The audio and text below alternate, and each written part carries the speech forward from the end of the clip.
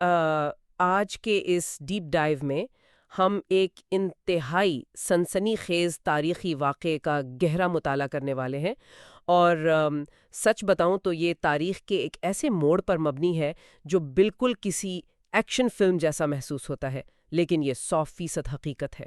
بالکل، مطلب جب آپ اس کی تفصیلات میں جاتے ہیں نا تو رونگٹے کھڑے ہو جاتے ہیں۔ یہ واقعہ بین الاقوامی سیاست اور طاقت کے کھیل کی ایک ایسی مثال ہے جسے نظر انداز نہیں کیا جا سکتا۔ ہاں، اور اسی لیے آج ہم جس کتاب کا سہارا لے رہے ہیں اس کا نام ہے 2 Minutes Over Baghdad۔ یہ آموس پرلمٹر اور یوری بار جوزیف کی لکھی ہوئی ہے۔ بہت ہی زبردست کتاب ہے۔ انہوں نے اس پورے مشرق وسطیٰ کی جو یعنی نیوکلیئر ریس ہے اس کا بہت باریک بینی سے جائزہ لیا ہے۔ بالکل، اور میں یہاں شروع میں ہی یہ بات بالکل واضح کر دوں کہ ہمارے اس مطالعے کا مقصد کسی سیاسی فریق کی حمایت کرنا بالکل نہیں ہے۔ ہم صرف ان تاریخی حقائق اور اس نیوکلیئر ریس کا غیر جانبدارانہ اور موضوعی جائزہ لیں گے جو مصنفین نے پیش کیے ہیں۔ صحیح بات ہے، کیونکہ علم کا اور تاریخ کو پڑھنے کا اصل فائدہ تو تبھی ہے جب ہم اسے ایک وسیع اور غیر جانبدار تناظر میں سمجھیں۔ تعصب کے ساتھ آپ تاریخ سے کچھ سیکھ نہیں سکتے۔ بالکل صحیح کہا آپ نے۔ تو پھر چلتے ہیں کتاب کے پہلے حصے کی طرف، introduction to the first edition. تو اس باب میں مصنفین 7 جون 1981 کے اس تاریخی دن کا ذکر کرتے ہیں جب اسرائیل نے بغداد کے قریب عراقی نیوکلیئر ری ایکٹر جسے اوسیراک کہا جاتا تھا اس پر حملہ کیا۔ اور میں سوچ رہی تھی کہ یہ جدید تاریخ کا پہلا پیشگی حملہ یا پری ایمپٹیو اسٹرائک تھا۔ مطلب یہ بالکل ایسا ہے جیسے آپ کسی ٹائم ٹریول کہانی میں ہوں اور مستقبل کے خطرے کو پیدا ہونے سے پہلے ہی ختم کرنے کی کوشش کریں۔ ہاں، یہ ٹائم ٹریول والی مثال بہت دلچسپ ہے۔ اصل میں مصنفین یہ سمجھاتے ہیں کہ اسرائیل کا یہ قدم عراق کے ساتھ ان کی مستقل حالت جنگ پر مبنی تھا۔ اچھا، حالت جنگ؟ ہاں، یعنی 1948 کے بعد سے کوئی امن معاہدہ نہیں ہوا تھا ان کے درمیان۔ اور سب سے بڑی بات، اسرائیلی قیادت کے ذہنوں میں مستقبل کے ممکنہ خطرات، خاص طور پر ہولوکاسٹ کے دوبارہ دہرائے جانے کا ایک بہت گہرا خوف موجود تھا۔ ظاہر ہے وہ ایک نفسیاتی دباؤ تو تھا، لیکن دنیا نے اسے کیسے لیا؟ میرا مطلب ہے کہ یہ سب اتنی آسانی سے تو ہضم نہیں ہوا ہوگا۔ جو کہ ہمیں اگلے باب میں نظر بھی آتا ہے، introduction to the second edition. بالکل۔ جب 1981 میں یہ حملہ ہوا نا تو دنیا بھر نے بشمول نیو یارک ٹائمز جیسے بڑے اخبارات نے اسے ایک ناقابل معافی جارحیت قرار دیا تھا۔ سب نے اس کی مذمت کی تھی۔ سب نے، اقوام متحدہ نے بھی۔ لیکن دلچسپ بات یہ ہے کہ اس کتاب کے دوسرے ایڈیشن کے تعارف میں بتایا گیا ہے کہ کس طرح بین الاقوامی برادری کا نظریہ تبدیل ہو گیا۔ اور وہ تبدیلی 1991 کی گلف وار کی وجہ سے آئی ہے نا؟ بالکل۔ گلف وار کے بعد دنیا کو احساس ہوا کہ اگر صدام حسین کے پاس نیوکلیئر ہتھیار ہوتے تو کیا ہوتا۔ اس کے بعد اسی حملے کو اچانک سے اینٹیسپیٹری سیلف ڈیفense یعنی پیشگی دفاع کے قانونی دائرے میں دیکھا جانے لگا۔ مجھے تو واقعی حیرت ہوتی ہے کہ وقت گزرنے کے ساتھ بین الاقوامی قانون کس طرح ٹیکنالوجی اور نئے خطرات کے حساب سے اپنی تشریح بدل لیتا ہے۔ کل کی جارحیت آج کا دفاع بن جاتی ہے۔ یہی تو بین الاقوامی سیاست کی حقیقت ہے۔ چلیں اب ذرا اس دن کے منظر نامے پر چلتے ہیں۔ پرولوگ۔ یہ باب واقعی کسی تھرلر سے کم نہیں ہے۔ بالکل۔ ذرا تصور کریں، 7 جون 1981 دوپہر کا وقت ہے اور امریکی سیٹلائٹ مشرق وسطیٰ کے صحرا پر 14 لڑاکا طیاروں کی نشاندہی کرتا ہے، 8 F-16 اور 6 F-15، اور سب سے بڑی بات، مکمل ریڈیو سائلنس ہے۔ ہاں، کوئی آپس میں بات نہیں کر رہا۔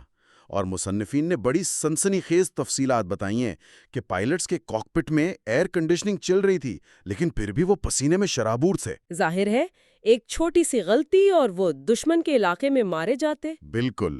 اور تصور کریں کہ انہوں نے صرف 80 سیکنڈز کے اندر، جی ہاں صرف 80 سیکنڈز کے اندر ری ایکٹر کے گنبد پر بمباری کی اور مشرق وسطیٰ کی تاریخ کا رخ موڑ دیا۔ صرف 80 سیکنڈز واقعی ناقابل یقین ہے، لیکن یہ سب اچانک تو نہیں ہوا۔ اس کے پیچھے سالوں کی منصوبہ بندی تھی، operation opera, A Chronology of Events۔ ہاں، اس باب میں مصنفین 1974 سے 1981 تک کی مکمل ٹائم لائن بتاتے ہیں۔ اس کی شروعات ہوتی ہے فرانس اور عراق کے درمیان ایک نیوکلیئر ڈیل سے۔ اور جب سفارتکاری سے بات نہیں بنی تو پھر خفیہ کارروائیاں شروع ہوئیں۔ بالکل، اسرائیلی ایجنسی موساد نے باقاعدہ فرانس کے اندر جا کر تخریب کاری کی، یعنی ری ایکٹر کے ان حصوں کو دھماکہ خیز مواد سے اڑا دیا جو عراق بھیجے جانے تھے۔ یہ بہت زبردست اسٹریٹجک پلاننگ تھی۔ اور پھر نئے F-16 طیاروں کا استعمال، جنہیں باقاعدہ اس لمبے سفر کے لیے تیار کیا گیا۔ لیکن اس میں اسرائیل کی اندرونی سیاست کا بھی تو بہت بڑا ہاتھ تھا نا۔ ہاں، یہ ایک بہت اہم نکتہ ہے۔ اس وقت مناہم بن الیکشن سے پہلے اس حملے کے لیے شدید زور دے رہے تھے، کیونکہ انہیں ڈر تھا کہ کہیں شمون پیرز۔ بالکل، انہیں خوف تھا کہ اگر ان کے سیاسی حریف شمون پیرز الیکشن جیت گئے تو وہ اس حملے کو منسوخ کر دیں گے۔ تو داخلی سیاست اور قومی سلامتی دونوں آپس میں الجھے ہوئے تھے۔ کتنا عجیب ہے نا کہ اتنے بڑے فیصلے بعض اوقات الیکشن کی ٹائمنگ پر منحصر ہوتے ہیں۔ لیکن یہ خوف صرف 1981 کا نہیں تھا، اس کی جڑیں بہت پیچھے جاتی ہیں۔ بین گوریونز ڈیلیما۔ ہاں، یہ باب ہمیں 1957 میں واپس لے جاتا ہے۔ اس وقت کے جو اسرائیلی رہنما تھے ڈیوڈ بین گوریون، انہیں یہ احساس ہو گیا تھا کہ روایتی فوجوں کے مقابلے میں عرب دنیا کے سامنے اسرائیل محض ایک چھوٹا سا نقطہ ہے۔ اور ایک چھوٹے سے نقطے کے لیے محض بندوقوں اور ٹینکوں سے اپنی بقا یقینی بنانا ناممکن تھا۔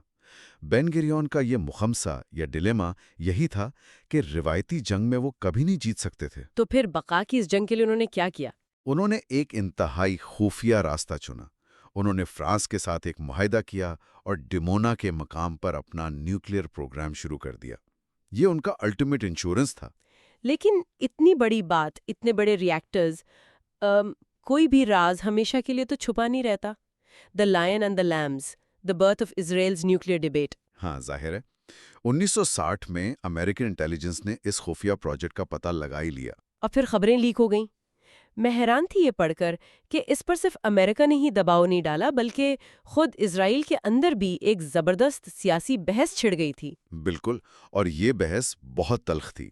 گولڈا میئر اور لیوی ایشکول جیسے بڑے رہنما اس نیوکلیئر پروگرام کے سخت خلاف تھے۔ اچھا، ان کی مخالفت کی وجہ کیا تھی؟ وجہ کوئی اخلاقی نہیں تھی، بلکہ ان بے پناہ اخراجات کا ڈر تھا۔ انہیں لگتا تھا کہ یہ پروگرام ملک کا دیوالیہ نکال دے گا، جو کہ ظاہر کرتا ہے کہ نیوکلیئر پروگرامز ہمیشہ داخلی سیاست اور معیشت کا بہت گہرا حصہ ہوتے ہیں۔ بالکل صحیح کہا۔ لیکن جب یہ خبریں باہر نکلیں تو پڑوس میں جو کچھ ہو رہا تھا وہ بھی تو کم دلچسپ نہیں تھا۔ ناصر's نائٹمیئر، سادات سلیوشن۔ ہاں، یہ اس کتاب کا ایک انتہائی دلچسپ موڑ ہے۔ اسرائیل کے اس پروگرام نے مصر کے رہنما جمال عبد الناصر کو لفظی معنوں میں خوف زدہ کر دیا تھا۔ ان کا ڈراؤنا خواب۔ ہاں، ناصر کو لگا کہ اب مصر کسی بھی وقت صفحہ ہستی سے مٹ سکتا ہے، تو انہوں نے فوراً پروجیکٹ 333 شروع کیا اور جرمن سائنسدانوں کی خدمات حاصل کی۔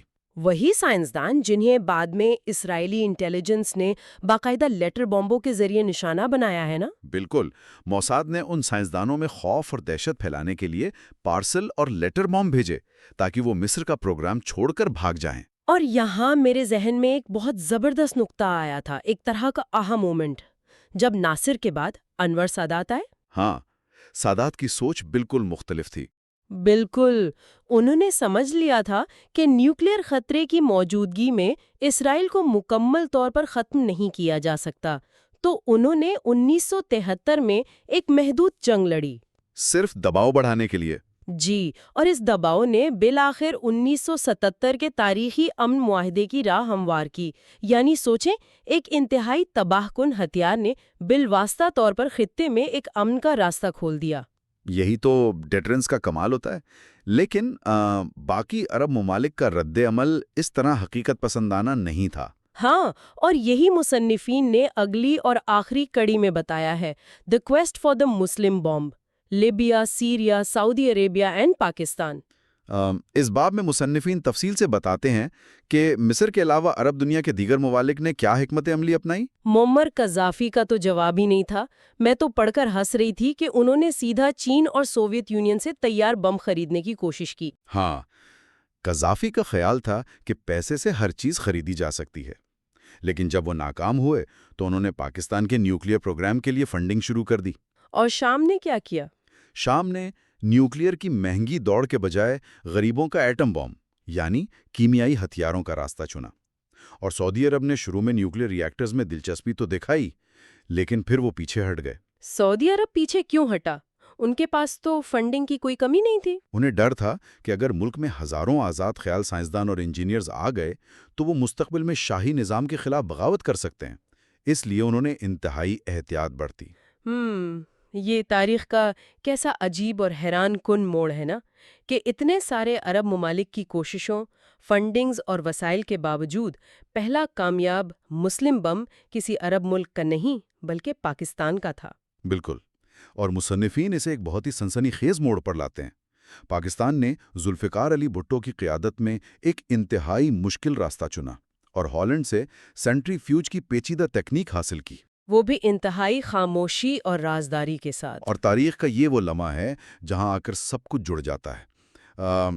کس طرح 1981 تک جب اسرائیل کی پوری توجہ بغداد پر تھی اور وہ عراق کا ری ایکٹر تباہ کر رہے تھے، ٹھیک اسی دوران انتہائی خاموشی سے پاکستان اپنے نیوکلیئر پروگرام کے انتہائی اہم بامب ان دا بیسمنٹ مرحلے تک پہنچ چکا تھا۔ یہ نام سنتے ہی ذہن میں ایک دم سسپینس آ جاتا ہے، رائٹ؟ بالکل، مطلب اس کہانی کو واقعی گہرائی سے سمجھنے کے لیے نا ہمیں تھوڑا پیچھے جانا پڑے گا، سیدھا عراق پر بات کرنے سے پہلے۔ یعنی 60 اور 70 کی دہائی میں جب اسرائیل اپنی ایک الگ ہی گیم کھیل رہا تھا۔ رائٹ، کیونکہ پیرس کے ایک لگژری ہوٹل میں وہ بہت ہی بروٹل مرڈر، یا پھر فرانس کی بندرگاہ پر آدھی رات کا وہ پراسرار دھماکہ، یہ سب اچانک تو نہیں ہوا نا۔ اس خاموش نیوکلیئر ریس کی بنیاد تو خود اسرائیل نے رکھی تھی۔ ہاں، یہ وہ دور تھا جب اسرائیل اپنی بقا کی جنگ لڑ رہا تھا۔ وہ چاروں طرف سے ایسے ممالک میں گھرا ہوا تھا جنہیں وہ اپنا دشمن سمجھتا تھا۔ اسی لیے موشے دیان کا وہ مشہور فارمولا سامنے آیا، جسے بم ان دا بیسمنٹ کی اسٹریٹجی کہتے ہیں۔ ایگزیکٹلی۔ ان کا مین فوکس یہ تھا کہ ایک بہت بڑی کنونشنل آرمی کھڑی کرنے کا جو بے تحاشا خرچہ ہے نا، اس کو بچایا جائے۔ اور ساتھ ہی سوویت یونین اور عرب ممالک کو ایک طرح سے خوفزدہ بھی رکھا جائے۔ یہ لاجک اس وقت کے گراؤنڈ ریالٹیز کے حساب سے بڑی کیلکولیٹڈ تھی۔ 1967 کی جنگ کے بعد جب فرانس نے ان پر پابندیاں لگائیں تو انہیں احساس ہو گیا کہ وہ غیر ملکی طاقتوں پر ریلائی نہیں کر سکتے۔ اوکے، لیٹس انپیک دس۔ یہ اسٹریٹجی مجھے کچھ ایسی لگتی ہے جیسے آپ اپنے گھر کے باہر نا ایک بہت ہی ایڈوانس سیکیورٹی سسٹم کا صرف ایک سٹیکر لگا دیں تاکہ چور ہمیشہ کنفیوژن میں رہے۔ ہاں، یہ ایک زبردست انالوجی ہے، لیکن اس میں ایک پیچیدگی بھی تھی۔ وہی نام میں بھی یہی سوچ رہی تھی۔ مطلب اگر آپ کا سب سے بڑا ہتھیار ایک گہرا راز ہے تو وہ دشمن کو پریکٹیکلی کیسے ڈرا سکتا ہے؟ اگر میرے پاس بندوق ہے تو میں دکھاؤں گی نا، تہہ خانے میں کیوں چھپاؤں گی؟ یہ بہت ویلڈ سوال ہے، اور دراصل یہی اس گیم کا سب سے مشکل حصہ ہے۔ اسے ملٹری لینگویج میں کیلکولیٹڈ ایمبیگوٹی کہتے ہیں، یعنی سوچی سمجھی ابہام کی پالیسی۔ اچھا، مطلب آپ دنیا کو یہ باور کرواتے ہیں کہ آپ کے پاس پاور ہے لیکن آفیشلی کچھ نہیں مانتے۔ بالکل، آپ اسے ایک پوکر گیم کی طرح سمجھ لیں۔ آپ بلائنڈ فیس کے ساتھ کھیل رہے ہیں، لیکن جان بوجھ کر مخالف کو اپنے پتوں کی ایک چھوٹی سی جھلک دکھا دیتے ہیں۔ تاکہ وہ پوری گیم میں کنفیوز رہے اور ہر قدم پر 100 بار سوچے۔ 100%۔ اور 1973 کی یوم کپور جنگ اس کی سب سے بڑی مثال ہے۔ مصری اور شامی فوجوں کے اچانک حملے نے دیان کو شدید پریشر میں ڈال دیا تھا۔ میں نے پڑھا تھا کہ انہوں نے گولڈا میئر کو یہاں تک کہہ دیا تھا کہ ہم ہارنے والے ہیں۔ ہاں، اور اسی نازک وقت میں تاریخی دستاویزات کے مطابق 13 اسرائیلی نیوکلیئر وار ہیڈز کو الرٹ پہ رکھا گیا تھا۔ Wait, really? 13 warheads? کیا وہ واقعی ایٹم بم گرانے کا سوچ رہے تھے؟ نہیں، وہ بم گرانے کے لیے نہیں تھے۔ یہ اصل میں امریکہ اور سوویت یونین کے لیے ایک ریڈ الرٹ سگنل تھا۔ اچھا، مطلب امریکہ کو بلیک میل کرنے کے لیے کہ جلدی ہتھیار بھیجو ورنہ ہم کچھ بھی کر سکتے ہیں۔ ایگزیکٹلی، اور اس کا نتیجہ یہ نکلا کہ امریکہ نے ہتھیاروں کا ایک بہت بڑا ایئر لفٹ شروع کر دیا۔ واو! لیکن اس ابہام کی پالیسی پر تو خود ان کے اندر بھی بڑا اختلاف تھا نا؟ شمون پیریس تو چاہتے تھے کہ پروگرام اوپن کر دیا جائے۔ ہاں، پیرس کا خیال تھا کہ اس سے خطے میں بیلنس آف ٹیرر آ جائے گا، لیکن اسحاق رابن اس کے سخت خلاف تھے۔ کیونکہ امریکہ نان پرولیفریشن کا حامی تھا، رائٹ؟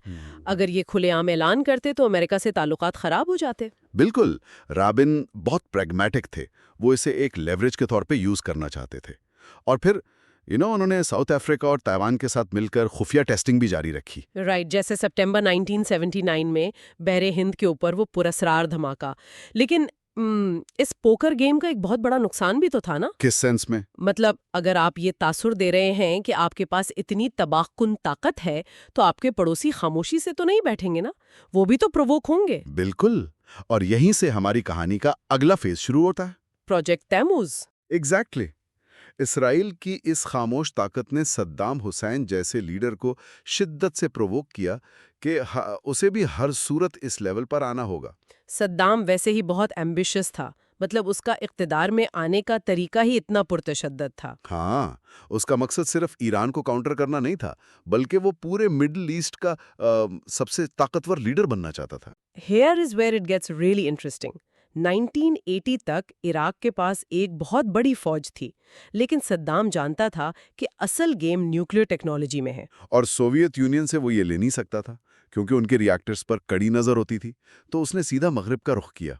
مجھے اس بات پر سب سے زیادہ حیرت ہوتی ہے، مطلب فرانس اور اٹلی جیسے ترقی یافتہ ممالک امن توانائی کے نام پر اسے جنگ کا سامان دے رہے تھے. یہ خالصتاً بزنس تھا. 1970 کی دہائی کے آئل کرائسس کے بعد فرانس اور اٹلی کو تیل کی شدید ضرورت تھی. اور صدام کے پاس پیٹرو ڈالرز کی بھرمار تھی، رائٹ؟ بالکل. تو صدام نے فرانس سے اوسیریز ریاکٹر لیا جسے بعد میں تموز کہا گیا، اور اٹلی سے پلوٹونیم سیپریشن پلانٹ. لیکن اوسیریس تو کوئی عام پاور ری ایکٹر نہیں تھا نا، یہ تو ایک مٹیریل ٹیسٹ ری ایکٹر تھا. ہاں، جسے MTR کہتے ہیں. ایک عام پاور ری ایکٹر بجلی بناتا ہے، لیکن MTR ریڈیشن کے اثرات چیک کرنے کے لیے ہوتا ہے. تو اس میں خطرے کی کیا بات تھی؟ خطرہ یہ تھا کہ آپ اس کے کور کے ارد گرد قدرتی یورینیم رکھ کر اس پر نیوٹرونز کی بمباری کر سکتے ہیں. اس سے ویپن گریڈ پلوٹونیم بنتا ہے. او مائی گاڈ! یعنی وہ سیدھا بم بنانے کا مٹیریل تیار کر رہے تھے پرامن توانائی کے پردے میں. اور جب انٹرنیشنل پریشر پڑا تو فرانس نے اپنی جان چھڑانے کے لیے صدام کو کیرامل فیول آفر کیا، جو ہتھیار بنانے کے کام نہیں آ سکتا تھا. لیکن صدام تو بے وقوف نہیں تھا نا، اس نے وہ آفر سختی سے ریجیکٹ کر دی اور پھر برازیل اور نائجر سے ڈائریکٹ یورینیم خریدنا شروع کر دیا. اور اس سب میں فرانس اور اٹلی کا کردار سب سے زیادہ منافقانہ تھا. دونوں ایک دوسرے پر الزام ڈال رہے تھے. ہاں، اٹلی کہتا کہ ہمارا پلانٹ فرانس کے ری ایکٹر کے بغیر بے ضرر ہے، اور فرانس کہتا کہ اٹلی کے پلانٹ کے بغیر ہمارا ری ایکٹر سیف ہے. وہ بس ایک خطرناک سفارتی کھیل کھیل رہے تھے منافع کے لیے. دا شیڈو وار. جب یہ سفارتی کوششوں اور احتجاج فیل ہو گیا نا، تو پھر یہ کشمکش سائے اور تخریب کاری کی دنیا میں شفٹ ہو گئی. رائٹ. اپریل 1979 والا واقعہ، جب فرانس کی بندرگاہ میں تموز ری ایکٹر کے کورز لوڈ ہونے کے لیے تیار کھڑے تھے. وہ عراق بھیجے جانے سے چند گھنٹے دور تھے. رات کے اندھیرے میں 7 لوگ اندر گھس کر انہیں دھماکے سے اڑا دیتے ہیں. فرینچ ایکولوجیکل گروپ کے نام سے کسی نے ذمہ داری لی تھی. لیکن سب کو پتا تھا کہ اس کے پیچھے کون ہے. وہ بہت پروفیشنل کام تھا. لیکن یہ شیڈو وار صرف مشینوں تک نہیں رکی. جون 1980 میں مصری سائنسدان یحییٰ المشتقى پیرس کے ہوٹل میں قتل ہوا. وہ عراقی پروگرام کا بہت اہم بندہ تھا نا، اس کا مرڈر تو بہت ہی بروٹل تھا. اور وہ جو کیس کی اکلوتی گواہ تھی، وہ طوائف، وہ بھی تو پراسرار طریقے سے ہٹ اینڈ رن میں ماری گئی. بالکل جیمز بانڈ سٹائل اپروچ تھی یہ ساری. روم میں اٹالین کمپنی کے دفاتر پر بم دھماکے بھی اسی سلسلے کی کڑی تھے. لیکن میرا ایک سوال ہے، کیا ان ساری کارروائیوں کا کوئی ایکچوئل فائدہ ہوا؟ میرا مطلب ہے کہ صدام اس سے ڈرنے کے بجائے مزید غصے میں نہیں آیا ہوگا؟ آپ صحیح سوچ رہی ہیں. اس سے پروگرام تباہ نہیں ہوا، بس کچھ مہینے کا وقت مل گیا. مطلب یہ ان یورپین سائنسدانوں کے لیے بس رائٹنگ آن دا وال تھی جسے انہوں نے اگنور کر دیا. ہاں، کیونکہ صدام پیسے بہا رہا تھا اور کمپنیاں رسک لینے کو تیار تھی. آپریشن بیبیلون. وقت تیزی سے گزر رہا تھا اور پھر سپٹمبر 1980 آ گیا. جب ایران نے التویسا کی سائٹ پر ہوائی حملہ کر دیا تھا. جی، اس حملے سے ری ایکٹر کو خاص نقصان تو نہیں ہوا، لیکن اس نے ثابت کر دیا کہ فضا سے حملہ ممکن ہے. اوہ، تو اس سے عراق اور الرٹ ہو گیا ہوگا. انہوں نے اپنی ایئر ڈیفنس اور سٹرونگ کر لی ہوگی. بالکل. اور اب اسرائیل کے ہاتھوں سے وقت نکل رہا تھا. ری ایکٹر کے ہاٹ ہونے یعنی ایکٹیو ہونے کا وقت قریب تھا. تو پھر اسرائیل کے اندر تو اس پر بہت بحث ہوئی ہوگی نا؟ شدید بحث. شمون پیرس اس کے بالکل خلاف تھے. ان کا کہنا تھا کہ یہ ایک نئی نیوکلیئر ریس شروع کر دے گا. پیرس نے تو مناہم بیگن کو خفیہ خط بھی لکھا تھا کہ ایسا نہ کریں ورنہ اسرائیل بالکل تنہا ہو جائے گا۔ اور پیرس کا ڈر جائز تھا، انٹرنیشنل لا کی خلاف ورزی تو تھی، ایک نئے ریجنل وار کا بھی رسک تھا۔ تو ہم اسے ایک بہت بڑا اسٹریٹیجک ڈائلیما کہہ سکتے ہیں، رائٹ؟ ایک طرف دنیا سے کٹ جانے کا خوف اور دوسری طرف صدام کے ہاتھ میں بم۔ لیکن مناہم بیگن کی سوچ بالکل مختلف تھی۔ ان کے لیے ہولوکاسٹ کا صدمہ بہت پرسنل تھا۔ ان کی فیملی بھی تو ماری گئی تھی نا اس میں۔ ہاں، وہ سمجھتے تھے کہ اگر صدام کے پاس بم آ گیا تو وہ اسے استعمال کرنے سے ہچکچائے گا نہیں۔ بیگن کے لیے یہ بقا کا مسئلہ تھا۔ تو پھر تخریب کاری کیوں نہیں کی اندر جا کر؟ کیونکہ التویتا کی سیکیورٹی اب بہت ٹائٹ ہو چکی تھی، اندر سے کچھ کرنا پاسبل نہیں تھا۔ تو پھر فائنلی بیگن، شیرون اور ایتان پر مشتمل اس کمیٹی آف دا تھری نے فیصلہ کیا۔ ایگزیکٹلی 7 جون 1981 کو پری ایمپٹیو اسٹرائک یعنی پیشگی حملے کا فیصلہ کیا گیا۔ یہ تو ہمیشہ سے متنازع رہا ہے نا کہ آپ مستقبل کے خطرے کی بنیاد پر آج حملہ کر دیں۔ لیکن جب ریاست کو بقا کا خطرہ ہو تو وہ عالمی معاہدوں کو سائڈ پر رکھ دیتے ہیں۔ صحیح۔ اور اگر ہم اس پوری بحث کو دیکھیں تو ایک سوال ذہن میں آتا ہے جو کافی پرووکیٹو ہے۔ جی بتائیں۔ مطلب ایک ہوائی حملہ کسی عمارت یا مشینوں کو تو اڑا سکتا ہے، لیکن کیا وہ اس طاقت کو حاصل کرنے کے اس جذبے یا مائنڈ سیٹ کو ختم کر سکتا ہے؟ یہ ایک بہت گہری بات ہے۔ اور ذرا سوچیں 1981 کے اس آپریشن بابل نے کیا دنیا کو ایک نیا سبق نہیں سکھا دیا ہوگا؟ کیا اس نے ممالک کو یہ نہیں سکھایا کہ اب اپنے خفیہ پروگرامز کو کھلی فضا میں نہیں بلکہ پہاڑوں کے اندر اتنی گہری سرنگوں میں چھپانا ہے جہاں کوئی بم نہ پہنچ سکے؟ بالکل، مطلب اس نے گیم ختم نہیں کی، بس اسے مزید زمین کے نیچے دھکیل دیا۔ وہ کشمکش جو پیرس کے کمرے سے شروع ہوئی تھی، وہ اب دنیا کی نظروں سے اوجھل کسی گہری سرنگ میں شفٹ ہو گئی۔ 1981 کا سال زمین سے صرف 30 فٹ کی بلندی پر 14 فائٹر جیٹس ایک ایسے صحرا کے اوپر سے گزر رہے ہیں جہاں انہیں دیکھنے والا واقعی کوئی نہیں ہے۔ صحیح۔ پائلٹوں کی سانسیں اٹکی ہوئی ہیں اور انہیں سخت ہدایت ہے کہ چاہے کچھ بھی ہو جائے ریڈیو پر ایک لفظ نہیں بولنا۔ بالکل۔ ان کی منزل 600 میل دور ایک ایسا ٹارگٹ ہے جس کی تباہی پورے مشرق وسطی یعنی مڈل ایسٹ کا نقشہ بدل سکتی تھی۔ اور یہ کوئی ہالی ووڈ تھرلر کا کلائمیکس نہیں ہے۔ ایگزیکٹلی، یہ 1000% حقیقی تاریخ ہے۔ آج کی اس تفصیلی چھانبین میں ہم 1981 کے اس مشہور آپریشن بابلون کا جائزہ لے رہے ہیں جب اسرائیل نے عراق کے زیر تعمیر ایٹمی ری ایکٹر اوسیراک پر ایک حیرت انگیز فضائی حملہ کیا تھا۔ ہاں، اور ہمارے پاس اس آپریشن کی جو خفیہ دستاویزات اور ملٹری بریفنگز ہیں وہ ایک ایسی کہانی سناتی ہیں جو واقعی رونگٹے کھڑے کر دیتی ہیں۔ صحیح بات ہے۔ اس گفتگو کا مقصد صرف تاریخ کے ورق الٹنا نہیں ہے بلکہ اس مائنڈ سیٹ کو سمجھنا ہے جس نے اتنے ہائی رسک مشن کو ممکن بنایا۔ اور اس میں سب سے بڑا سبق یہ ہے کہ جب حالات زندگی اور موت کے ہوں تو انتہائی جدید ٹیکنالوجی کے بجائے سمپلسٹی یعنی سادہ سازی ہی اصل کامیابی کی ضمانت کیسے بنتی ہے۔ یہ واقعی ملٹری ہسٹری کی سب سے دلچسپ کیس سٹڈیز میں سے ایک ہے۔ عام طور پر جب ہم اتنے بڑے پیمانے پر کسی آپریشن کا سوچتے ہیں نا تو ہمارا ذہن خود بخود ہائی ٹیک گیجٹس اور پیچیدہ پلاننگ کی طرف جاتا ہے۔ ہاں، مطلب جیسے کوئی سائی فائی مووی ہو۔ بالکل، لیکن ان سورسز سے جو سب سے واضح پیٹرن نکل کر سامنے آتا ہے وہ اس رویے کے بالکل الٹ ہے۔ اس آپریشن کی سکسیس اس چیز میں تھی ہی نہیں کہ انہوں نے منصوبے میں کیا نیا شامل کیا۔ تو پھر کس چیز میں تھی؟ ان کی جیت اس بات میں تھی کہ انہوں نے کن کن پیچیدہ چیزوں کو اپنے پلان سے نکال باہر کیا تاکہ غلطی کی گنجائش زیرو ہو جائے۔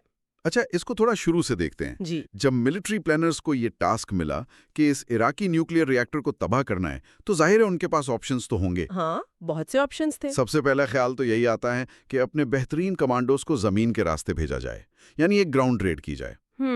جیسا انہوں نے پہلے کیا تھا۔ ایگزیکٹلی، ان کے پاس انٹیبے آپریشن جیسی کامیابی کا تجربہ پہلے سے موجود تھا جہاں انہوں نے کمانڈوز کے ذریعے ہاسٹیجز کو چھڑایا تھا۔ تو زمین کا راستہ کیوں نہیں چنا گیا؟ اینٹبے کی مثال بالکل ٹھیک ہے، اور سورسز بتاتے ہیں کہ شروع میں بالکل ایسی ہی ایک گراؤنڈ ریٹ پر سنجیدگی سے غور کیا گیا تھا۔ اچھا، ہاں، منصوبہ یہ تھا کہ اسرائیلی کمانڈوز کو عراقی فوج کی وردیاں پہنائی جائیں اور ان میں سے بہت سے کمانڈوز روانی کے ساتھ عراقی لہجے میں عربی بول سکتے تھے۔ واہ، تو مطلب بھیس بدل کے داخل ہونے میں آسانی ہوتی؟ آسانی بظاہر لگتی تھی، لیکن جب اس پلان کی پریکٹیکل ڈیٹیلز پر کام شروع ہوا تو خطرات کی فہرست لمبی ہوتی چلی گئی۔ سب سے بڑا مسئلہ جغرافی کا تھا۔ فاصلہ زیادہ تھا؟ بہت زیادہ، 550 میل سے زیادہ لمبا سفر، اور وہ بھی ایک ایسے کھلے صحرا میں جہاں چھپنے کی کوئی جگہ نہیں تھی۔ صحیح۔ اور وہاں تک پہنچنے کے لیے جو ہیوی لفٹ ہیلی کاپٹرز چاہیے تھے، ان کی حالت اس وقت ایک بہت بڑا سوالیہ نشان تھی۔ ویٹ، مجھے لگتا ہے یہاں وہ آپریشن ایگل کلا کا خوف ضرور شامل رہا ہوگا۔ ایران میں اپنے ہاسٹیجز کو چھڑانے کے لیے کیا تھا اور وہ صحرا میں بری طرح فیل ہوا تھا۔ آپ نے بالکل صحیح پوائنٹ پکڑا ہے۔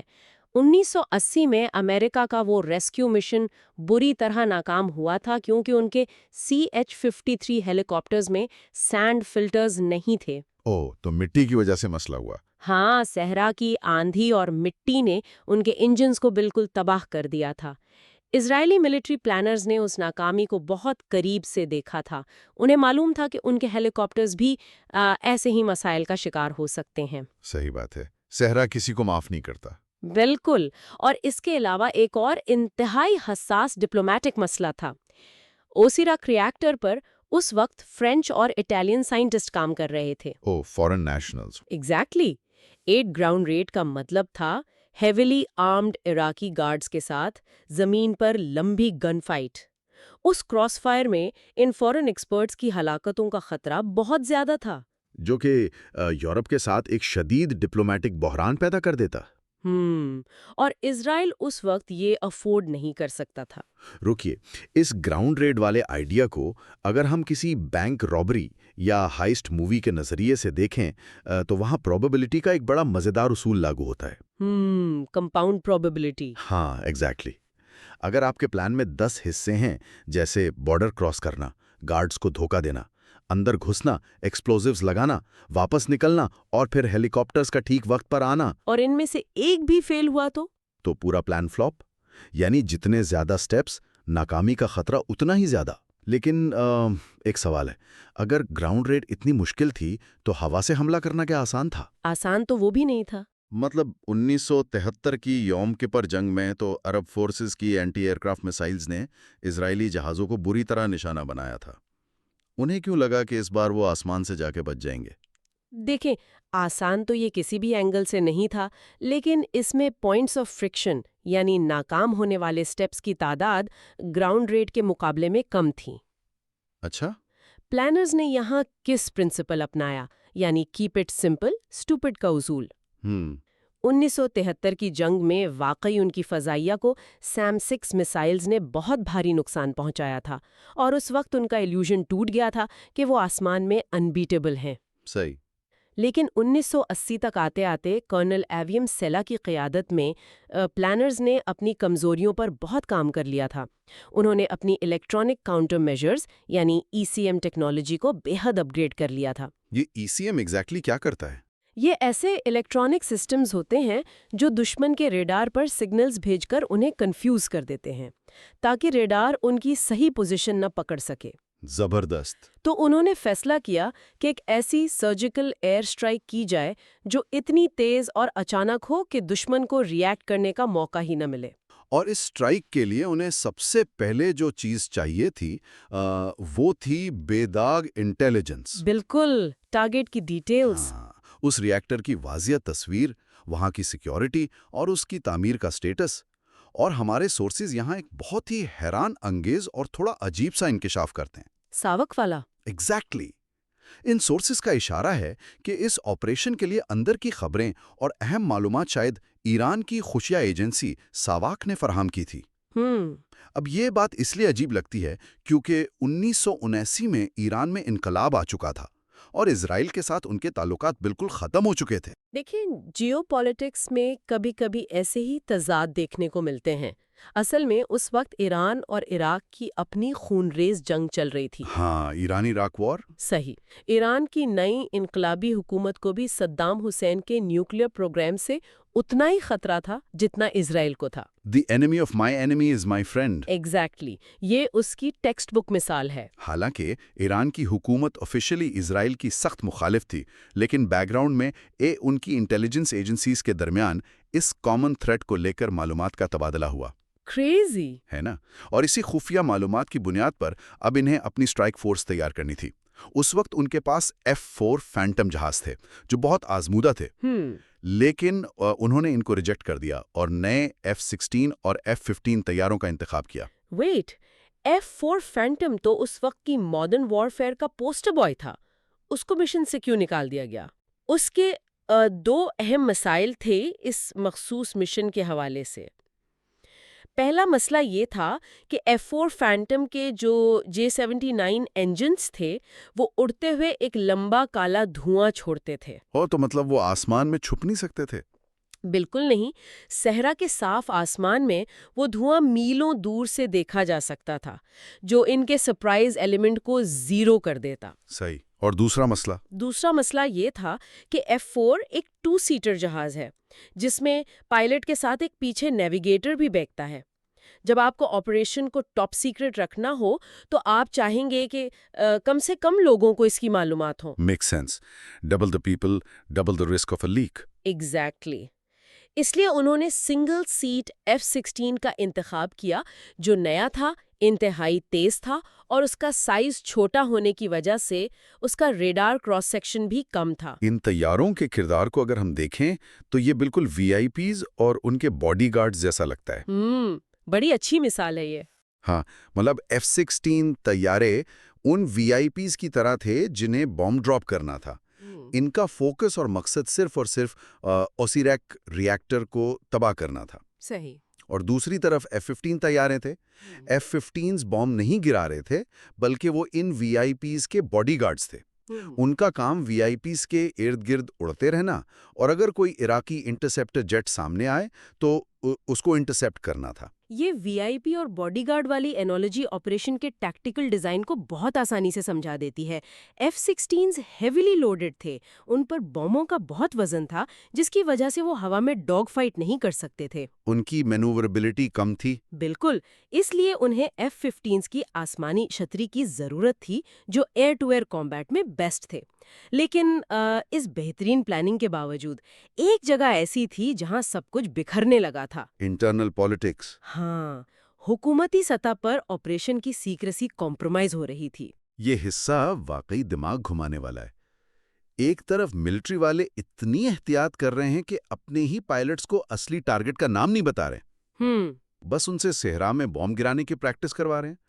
اور دوسری طرف اپوزیشن لیڈرز جیسے ایزر وائزمین اور شمون پیرس تک یہ خفیہ معلومات پہنچ چکی تھی۔ صحیح۔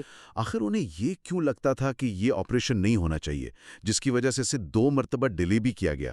دیکھیں، سیاسی خلاف ورزیاں اور ملکی مفادات اکثر آپس میں ٹکراتے ہیں۔ وائزمین اور پیرس کو لگتا تھا کہ یہ آپریشن انتہائی ریکلیس ہے۔ انہیں لگتا تھا فیل ہو جائے گا۔ ہاں، اور ناکام ہونے کی صورت میں اسرائیل کو ایک ایسی جنگ میں دھکیل دے گا جس کے نتائج تباہ کن ہوں گے۔ ان کا خیال تھا کہ پرائم منسٹر الیکشنز جیتنے کے لیے یہ سب کر رہے ہیں۔ ہاں، تو پولیٹیکل موٹیویشن لگ رہی تھی انہیں۔ بالکل، ملٹری پلانرز کے لیے یہ وقت کسی عذاب سے کم نہیں تھا۔ ایک خفیہ آپریشن کا در و مدار ہی اس کی رازداری پر ہوتا ہے، اور جب وہی لیک ہونے لگے تو پوری فورس کی جانوں پر بناتی ہے۔ صحیح بات ہے۔ لیکن خیر، آخرکار سیاسی رکاوٹوں کو دور کیا گیا اور ایک انتہائی چھوٹی محدود کمیٹی نے فائنل سٹرائک ڈیٹ طے کر لی۔ اچھا، اب آتے ہیں اس کہانی کے سب سے بڑے تکنیکی اور جسمانی چیلنجز پر۔ طیارے تیار ہیں، انٹیلیجنس مل گئی، ٹارگٹ لاک ہو گیا، لیکن 600 میل کا فاصلہ ہے اور بیچ میں ایسے دشمن ملکوں کے ریڈارز ہیں جو 24 گھنٹے الرٹ پر ہیں۔ ان ریڈار سے بچ کر نکلنا کسی سائنس فکشن فلم کا سین لگتا ہے۔ واقعی؟ سورسز بتاتے ہیں کہ انہوں نے بالکل سیدھا راستہ لینے کے بجائے سعودی عربیہ اور جارڈن کی سرحدی پٹیوں کے ساتھ ساتھ جنوب کی طرف سے ایک لمبا چکر کاٹا۔ صحیح۔ اور یہ سب زمین سے محض 30 سے 60 فٹ کی بلندی پر اڑتے ہوئے کیا گیا۔ میرے دماغ میں سب سے پہلا سوال یہ آتا ہے کہ نیچی پرواز کرنے سے ریڈار آپ کو کیوں نہیں دیکھ پاتا؟ یہ فزکس کا ایک بہت بنیادی لیکن دلچسپ اصول ہے جسے ریڈار لائن آف سائٹ کہتے ہیں۔ اوکے۔ اصل میں ریڈار کی کرنیں یعنی ویوز بالکل سیدھی لائن میں سفر کرتی ہیں، جیسے فلیش لائٹ کی روشنی۔ لیکن ہماری زمین گول ہے۔ جب ریڈار کی سیدھی کرنیں دور تک جاتی ہیں تو زمین کے کرو ہونے کی وجہ سے زمین اور ان کرنوں کے درمیان ایک حصہ ایسا بنتا ہے جہاں ریڈار دیکھ نہیں سکتا۔ اسے ریڈار کا شیڈو یا اندھا حصہ کہتے ہیں۔ واہ، یعنی اگر آپ اس شیڈو میں ہیں تو آپ غائب ہیں؟ ایگزیکٹلی اگر آپ اپنے جہاز کو زمین سے بالکل چپکا کر اڑائیں تو آپ ان ریڈار ویوز کے بالکل نیچے ہوتے ہیں اور دشمن کی اسکرین پر آپ کا کوئی نشان نہیں آتا۔ لیکن یہ صرف اصول کی حد تک آسان ہے، زمین کے اتنے قریب اور وہ بھی صحرا میں جہاں ریت کے ٹیلے ہوں۔ سینڈ ڈیونز، ہاں 500 میل فی گھنٹہ کی رفتار سے اڑنا میں تو تصور بھی نہیں کر سکتا۔ پائلٹوں کی کیا ذہنی حالت رہی ہوگی؟ پائلٹوں کے اعصاب یعنی نروز پر یہ پریشر ناقابل بیاں ہوتا ہے۔ جب آپ 30 فٹ کی بلندی پر ہوں تو آپ کے پاس ری ایکشن ٹائم 0 ہوتا ہے۔ 0؟ پائلٹ 1 سیکنڈ کے فریکشن کے لیے بھی اپنی آنکھ نہیں جھپکا سکتا۔ اگر اس کا ہاتھ معمولی سا بھی کانپا یا ہوا کا کوئی جھونکا آیا تو جہاز سیدھا زمین میں دھس جائے گا اور آگ کا گولا بن جائے گا۔ بالکل، اور یاد رہے یہ سب انہیں مکمل ریڈیو سائلنس میں کرنا تھا۔ کوئی کسی کو وارن نہیں کر سکتا تھا۔ ایک اور اہم بات یہ تھی کہ اس ایکسٹریم لو فلائنگ کا فیول اکانومی پر انتہائی منفی اثر پڑتا ہے۔ یہ پوائنٹ بڑا اہم ہے۔ جتنا آپ زمین کے قریب اڑتے ہیں، ہوا کا دباؤ اور فرکشن اتنی ہی زیادہ ہوتی ہے، جس کا مطلب ہے کہ جہاز عام بلندی کے مقابلے میں دگنا یا تگنا فیول پی رہا ہوتا ہے۔ صحیح۔ اور اس سفر میں راستے میں ہوا کے اندر ریفیولنگ یعنی مڈ ایئر ریفیولنگ کی ضرورت تھی، لیکن یہاں دوبارہ انہوں نے کیپ اٹ سمپل کی خاطر مڈ ایئر ریفیولنگ کو کینسل کر دیا۔ انہوں نے کہا ہم طیاروں میں ڈراپ ٹینکس یعنی اضافی فیول کے ٹینک لگائیں گے۔ ویٹ، یہ بات ہضم نہیں ہو رہی۔ کیوں؟ ان ڈراپ ٹینکس کو لگانے کا مطلب تھا کہ جہاز میں بم رکھنے کی جگہ آدھی رہ گئی۔ آپ ایک مخصوص ٹارگٹ کو تباہ کرنے جا رہے ہیں اور آپ اپنے ہتھیار ہی آدھے کر رہے ہیں صرف ریفیولنگ سے بچنے کے لیے۔ یہ عجیب لاجک نہیں لگتی؟ بظاہر یہ بے وقوفی لگتی ہے، لیکن اگر آپ پورے آپریشن کے سروائیول میکنزم کو سمجھیں تو یہ انتہائی سمجھداری کا فیصلہ تھا۔ اچھا، وہ کیسے؟ دیکھیں، اگر وہ مڈ ایئر ریفیولنگ کرتے تو انہیں اپنے KC-130 ٹینکر جہازوں کو دشمن کے ایئر اسپیس کے بالکل قریب لانا پڑتا۔ صحیح۔ وہ ٹینکر سائز میں بہت بڑے ہوتے ہیں اور انہیں بلندی پر اڑنا پڑتا ہے۔ ان کو دشمن کے رڈار میلوں دور سے دیکھ لیتے۔ اور دوسری بات یہ کہ اس وقت سعودی عربیہ کی فضاؤں میں امریکہ کے ایویکس طیارے بھی اڑ رہے تھے۔ Airborne warning and control systems. Exactly, جن پر طاقتور ریڈار لگے ہوتے ہیں جو اوپر سے نیچے کی طرف دیکھتے ہیں۔ ہاں، میرا اگلا سوال یہی تھا۔ اگر ایویکس اوپر آسمان سے نیچے دیکھ رہا ہے تو زمین کے قریب اڑنے سے تو آپ ان سے نہیں چھپ سکتے۔ پھر ان F-16s نے ایویکس کو کیسے چکما دیا؟ ایویکس کو چکما دینے کے لیے 2 چیزیں کام آئیں۔ ایک تو انہوں نے اپنا راستہ ایسا چنا جو ایویکس کے کوریج کے ایکسٹریم ایجز پر تھا، جہاں سگنلز کمزور ہوتے ہیں۔ کلیور۔ اور دوسرا، ایویکس کو بھی گراؤنڈ کلٹر کا مسئلہ ہوتا ہے۔ گراؤنڈ کلٹر، یہ کیا ہوتا ہے؟ جب ریڈار اوپر سے نیچے ریت، صحرا یا پہاڑی علاقے کو دیکھتا ہے تو زمین سے ٹکرا کر واپس آنے والی کرنیں اتنا شور یا کلٹر پیدا کرتی ہیں کہ چھوٹے فائٹر جیٹس ان میں چھپ جاتے ہیں۔ واہ، مطلب زمین کی نوائز انہیں بچا رہی تھی۔ بالکل۔ سو پلانرز نے وزن کی کمی کو پورا کرنے کے لیے بم کم کر کے جہازوں کی تعداد بڑھا دی۔ اس طرح ان کی چھپنے کی صلاحیت بھی برقرار رہی اور فائٹر پاور بھی پوری رہی۔ زبردست۔ اب سوچئے، وہ اتنی مشکلوں کے بعد AWACs اور ریڈارز کو چکما دیتے ہوئے ٹارگٹ پر پہنچ جاتے ہیں۔ ری ایکٹر سامنے ہے۔ اب اس کو تباہ کرنے کے لیے جو ہتھیار چنے گئے وہ ایک اور بڑا سرپرائز تھے۔ ہاں بالکل۔ اس وقت ان کے پاس GBU-15 جیسے جدید سمارٹ بامز موجود تھے۔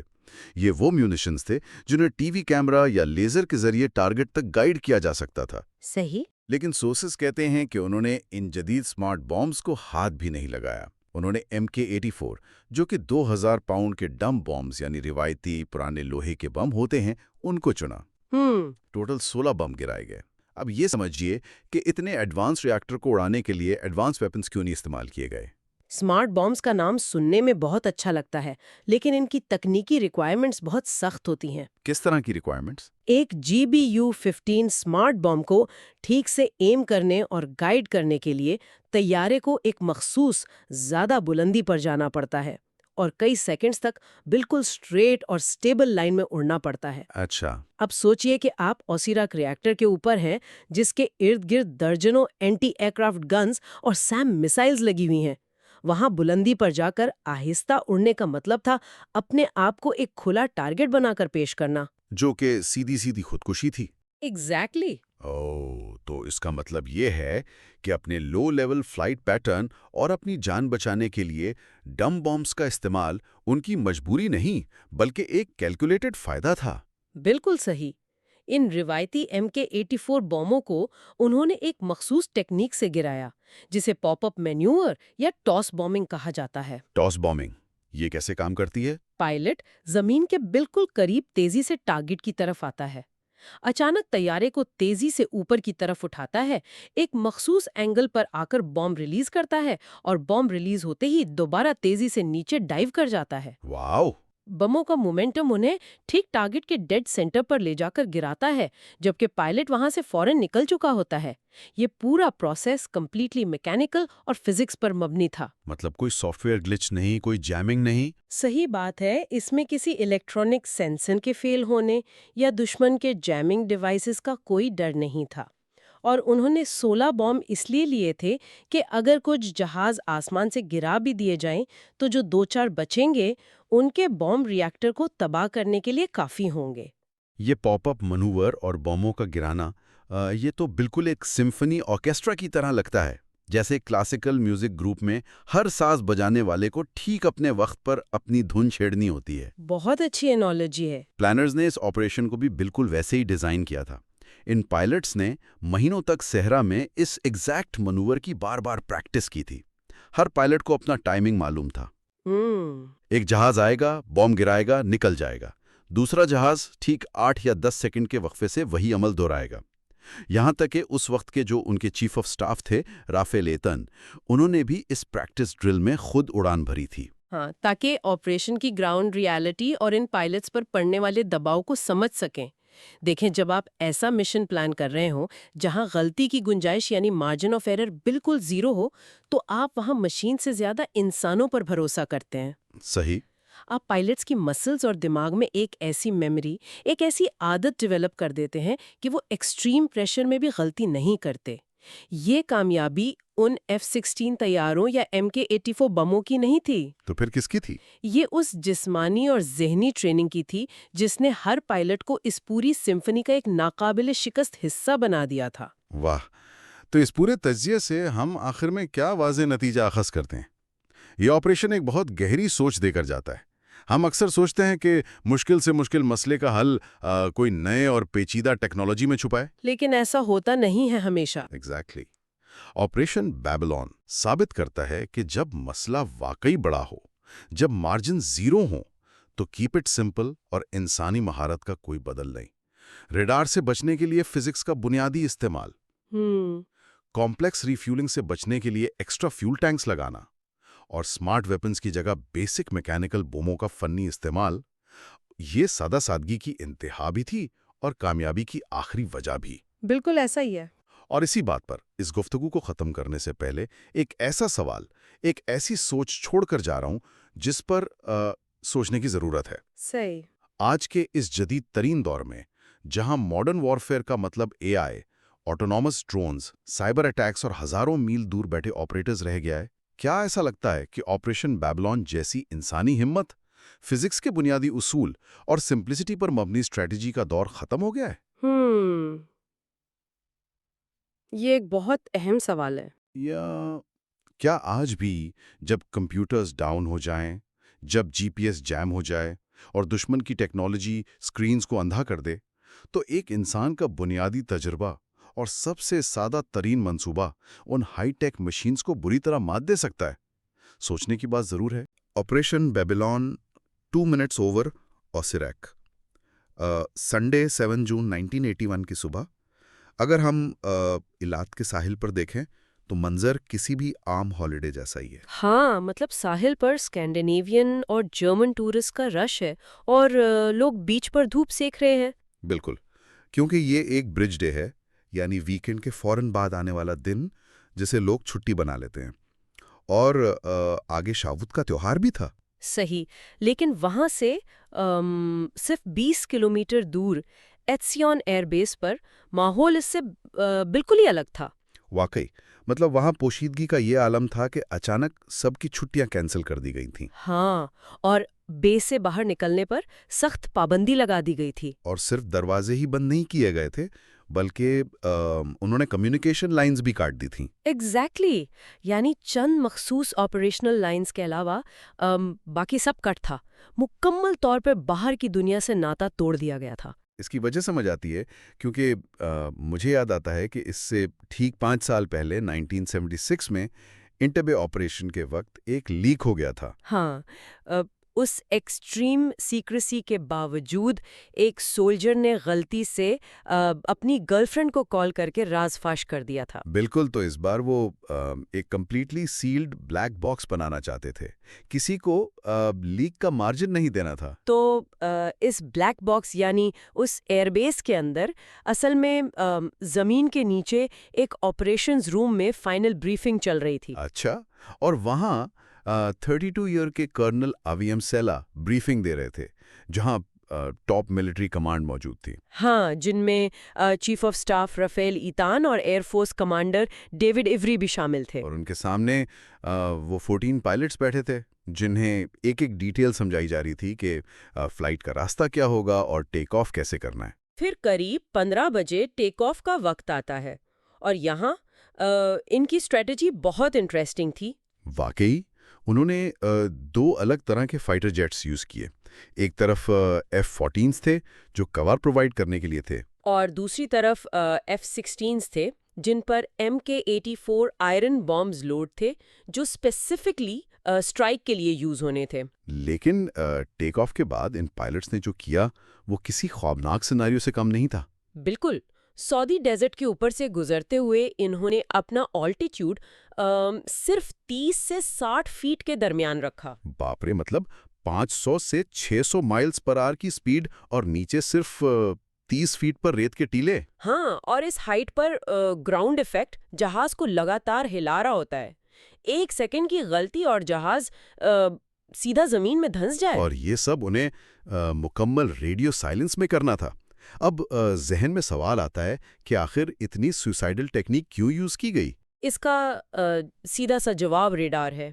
ریڈار سے بچنے کے لیے انہیں زمین کے بالکل ساتھ لگ کر اڑنا پڑا تاکہ ریڈار ڈیٹیکٹ نہ کر سکے۔ صحیح، اور ان کا ٹارگٹ بغداد کے قریب اوسیراک ری ایکٹر تھا۔ ٹھیک 17.33 پر جب ان جہازوں نے ری ایکٹر کا ڈوم دیکھا تو F-15s اچانک اوپر کی طرف گئے تاکہ ایئر اسپیس کور کر سکیں۔ اور اسی وقت F-16s نے ایک پاپ اپ منوور کیا اور ٹھیک ٹارگٹ کی طرف ڈائیو کیا۔ ہاں، ہر جہاز نے ٹھیک 10 سیکنڈز کے وقفے سے اپنے بامز ڈراپ کیے۔ میں یہاں ایک ٹیکنیکل ڈیٹیل ایڈ کرنا چاہتا ہوں کہ ان F-16s میں کوئی سمارٹ بامز یا لیزر گائیڈڈ سسٹمز نہیں تھے۔ اچھا، مطلب وہ سب ان گائیڈڈ آئرن بامز تھے؟ ہاں بالکل، پائلٹس کو ویژول کراس ہیئرز میں ڈوم کو لانا تھا اور ٹھیک اس سیکنڈ بام ریلیز کرنا تھا جب اینگل پرفیکٹ ہو۔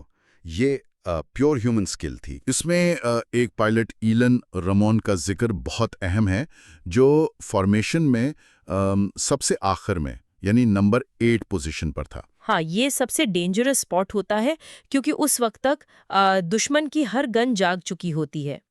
اور اس کی عمر صرف 27 سال تھی۔ اور اس نے خود نمبر 8 پوزیشن مانگی تھی کیونکہ باقی پائلٹس شادی شدہ تھے اور اس کی اپنی کوئی فیملی نہیں تھی، اس لیے اس نے رسک لیا۔ یہ آپریشن صرف 2 منٹ میں مکمل ہو گیا اور 16 میں سے 14 بامز ٹھیک ٹارگٹ کے 30 فیٹ کے اندر گرے۔ لیکن بام ڈراپ کرنے کا مطلب یہ نہیں تھا کہ خطرہ ٹل گیا۔